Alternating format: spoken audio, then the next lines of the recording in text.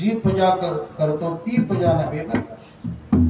भगवंताची पूजा, संतांची पूजा माणसाने रोज करावी. देवाची, संतांची पूजा अर्चा रोजच करावी. पण कोण करतो पूजा अर्चा? फक्त तुमच्या आमच्या वाट्याला आल्यात पूजा अर्चा, मंत्र्याच्या वाट्याला आल्यात खुर्च्या, आणि शेतकरी लोक नुसतीच करतात चर्चा, आणि त्यांचं काम नाही झालं तर ते काढतात मोर्चा. पण प्रत्येकाच्या जीवनातील महत्वाचा घटक म्हणजे देवाची, संतांची पूजा अर्चा केलीच पाहिजे.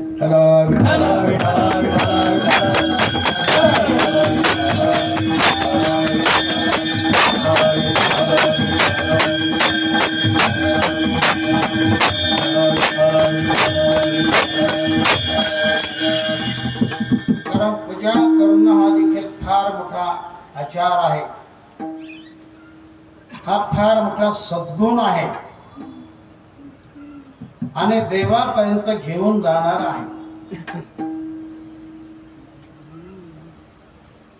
आणि म्हणून सर्वांनी देवाची, संतांची पूजा अर्चा करावी. परंतु या अभंगातून त्याही पेक्षा श्रेष्ठ पूजा तुकाराम महाराज सांगतात.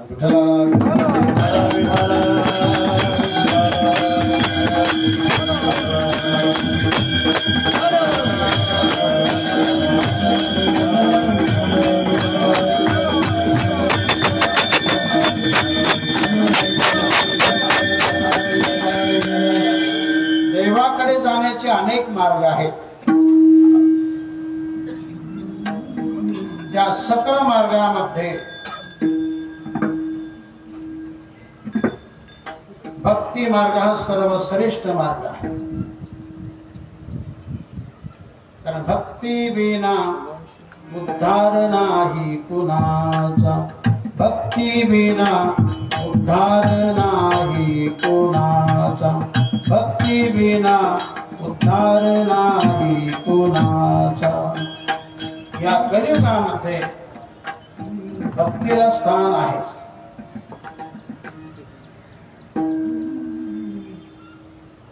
जसा भगवान भक्तीने आकर्षित होतो या कलियुगामध्ये, तसा भगवान एवढा ज्ञानाने आकर्षित होत नाही.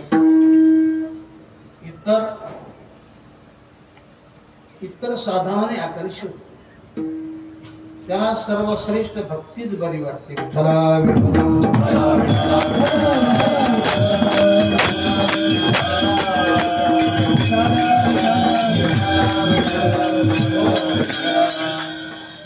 भक्तिरेव गरीयसी, भक्तिरेव गरीयसी. नारद महर्षी भक्तीला स्थान देतात. सर्व संतांनी भक्तीला महत्वाचं स्थान दिले. तर त्या भक्तीचा विचार केला तर त्या भक्तीचे बरेच अंग आहेत. श्रवणम, कीर्तनम, विष्णु स्मरणम, पादसेवनम, अर्चनम, वंदनम, दास्यम, सख्यम, आत्मनिवेदनम. 9 प्रकारची भक्ती आहे.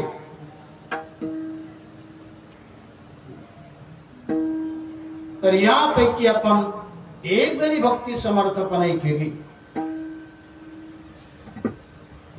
एक जरी भक्ती समर्थपणे केली, एकच भक्ती तुमच्या जीवनाचा उद्धार करू शकेल.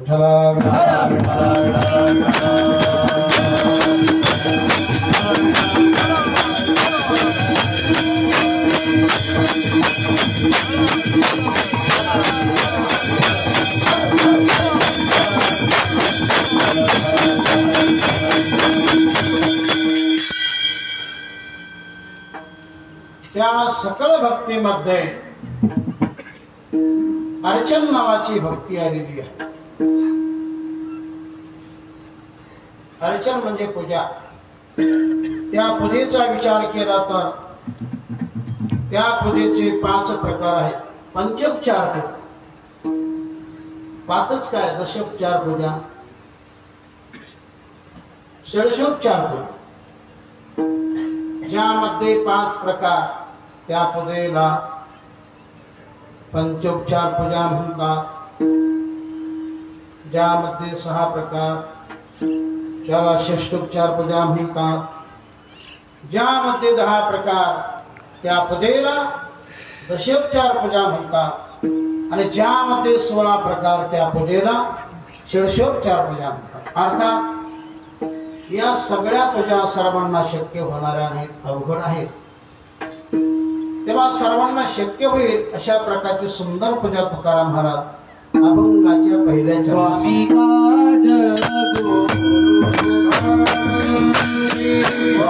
काज गुरु भक्ती पितृवचन सेवापती अभंगातील हे पहिलं चरण आहे. पहिलं पद आहे स्वामी काज. अर्थात आपल्या स्वामीचं काम चांगलं करा, मालकाचं काम चांगलं करा, मनापासून करा, लक्ष देऊन करा, वेळेत करा आणि श्रद्धेने करा. विठ्ठला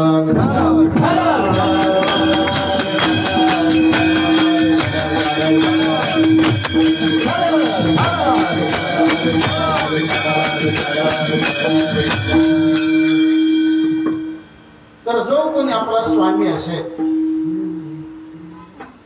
जो कोणी आपला मालक असेल, ज्याच्याद्वारे आपलं जीवन जगलं जात आहे,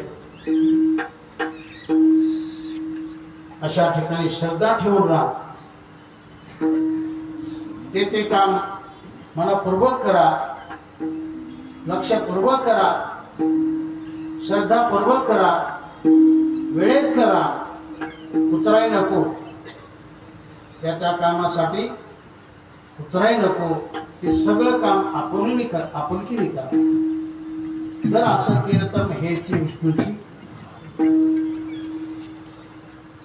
स्वामीच्या कामाच्या बद्दल आपण जर विचार केला तर 1 नंबरचं स्थान जगामध्ये, विश्वामध्ये हनुमंताचं आहे. शूरानी धीर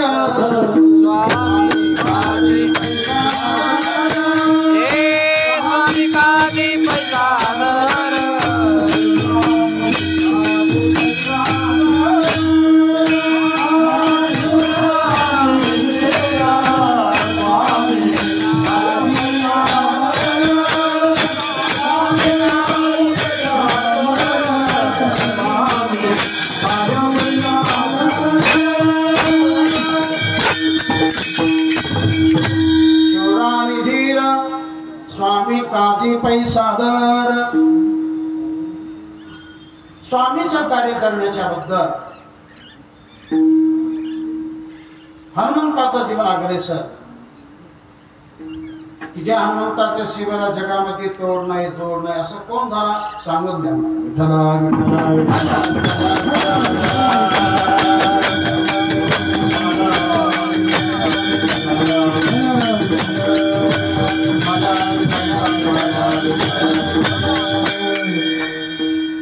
स्वामीचं काम जर चांगलंच केलं तर भगवान आपल्याला चांगली पावती देणार. आणि म्हणून आजकाल माणसाचा जर विचार केला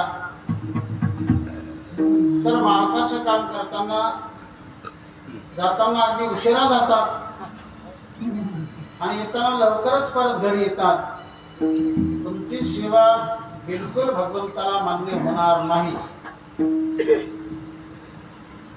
भगवंताची प्रसन्नता राहणार नाही. ज्या ठिकाणी भगवंताची प्रसन्नता राहत नाही तिथं लक्ष्मी देखील त्या घराला वश होत नाही.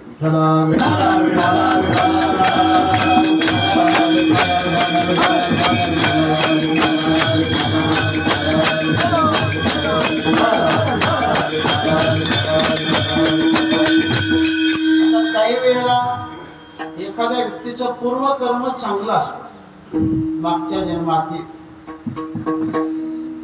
म्हणून लक्ष्मी येत राहते. एकतर कर्म श्रेष्ठ, एकतर सेवा श्रेष्ठ.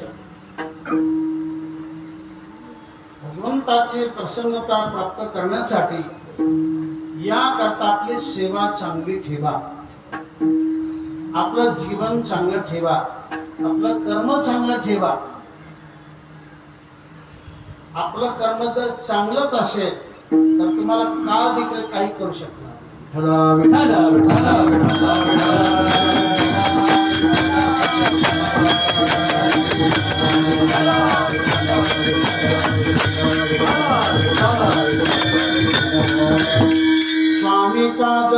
भक्ती. स्वामींचं काम जसं मावळ्यांनी छत्रपती शिवाजी महाराजांचं काम केलं, मानलं, ध्यान ठेवून केलं, आणि म्हणून जगामध्ये मावळ्याचं नाव गेलं का? सेवा मनपूर्वक करा, मनापासून करा. असं जर केलं तर ही ती विष्णूची महाराज.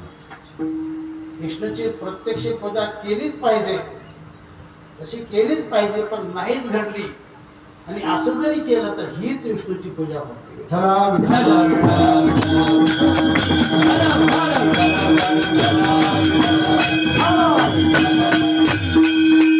स्वामी काल हे पहिलं पद आहे. गुरु भक्ती जीवनामध्ये तर गुरु करा, आणि गुरु करताना पारखून करा. तपस्वी करा, नाम धारक करा, सत्यवादी करा, लबाड गुरु नको जीवनामध्ये. तो साधना करणार असावा, अपेक्षा रहित असावा, व्यापक मनाचा असावा, आणि ज्ञान संपन्न असावा. गुरु म्हणजे ज्ञान.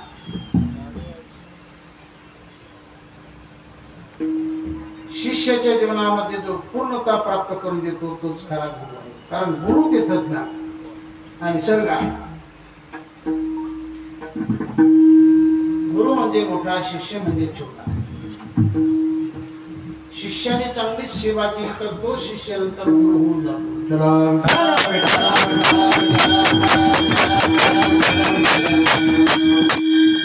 म्हणून माणसाने लवकर गुरु होण्याची अपेक्षा करू, सेवाच करत राहा. पूर्वीच्या काळामध्ये 12-12 वर्षी सेवा होत होती, आणि म्हणून त्यांचं नाव जगात जात होतं. नवनाथ संप्रदायामध्ये 12-12 वर्षी सेवा करून त्यांना सिद्धी प्राप्त व्हायची. त्या सिद्धीच्या जोरावर त्यांनी सगळं जग अंकित केलं. राजे महाराजे सर्व त्याग केले होते. एवढंच काय, देवाला देखील त्यांनी त्याग करून सोडला. कोणी? नवनाथ संप्रदाय.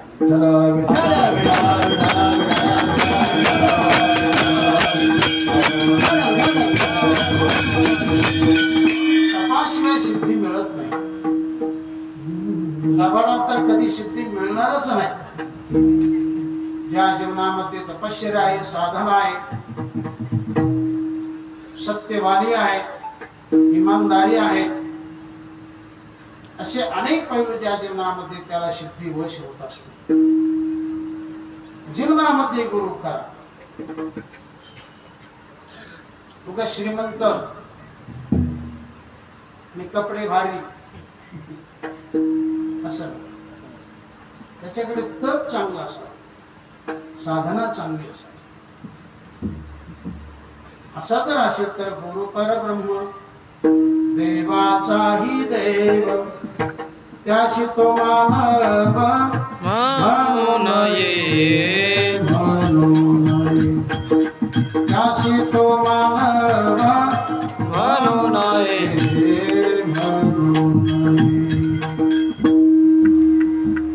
तो देवाचा देव देखील असतो. कोण असा जर गुरु असेल तर त्याला मानव म्हणू नका, त्याला मनुष्य बोलू नका.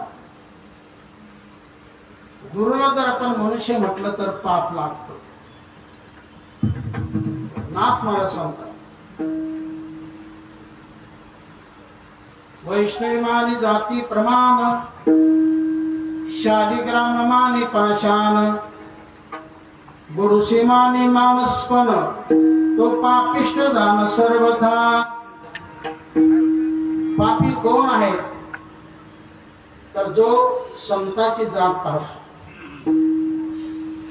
हे हलके, हे भार. संत तिथून एकच, संत तिथून त्यांचा बोध एकच, बोधात फरक नसतो. तुम्ही संताची जात पाहू नका, शालिग्रामाला दगड मानू नका.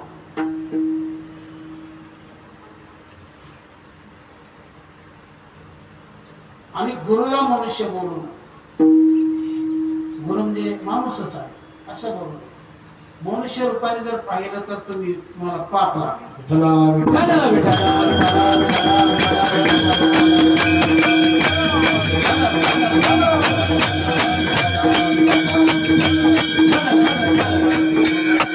गुरु हा प्रत्यक्ष देव असतो. देव त्या गुरुच्या बद्दल श्रद्धा जीवनामध्ये धारण करा. श्रद्धेला तडा जाऊ देऊ नका आणि गुरुच्या गौण गोष्टीकडे पाहू नका. त्यांचा जो आत्मबोध, त्यांचं जे व्यापकपण, त्यांचं जे ज्ञान, याचा विचार करा आणि त्यांची सेवा करा. सेवेमध्ये टंगळ मंगळपणा नको आहे. सेवा चांगली करा. जर असं केलं तर हेच विष्णूची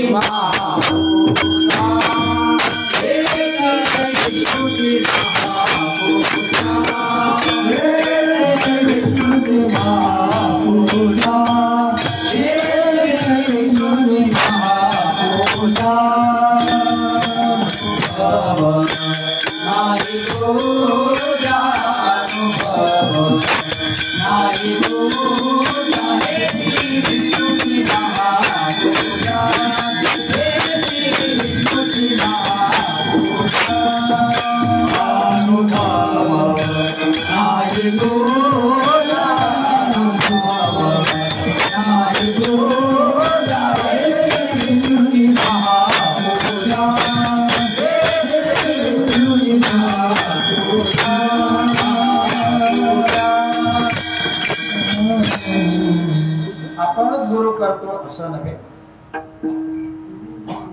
मोठमोठ्यांनी गुरु केले, देवाने देखील गुरु केले नव्हे. जे जगाचे चालक मालक झाले त्यांनी देखील जीवनामध्ये गुरु केले. रामकृष्ण हे देव जगाचे चालक मालक, त्यांनी देखील जीवनामध्ये गुरु केले.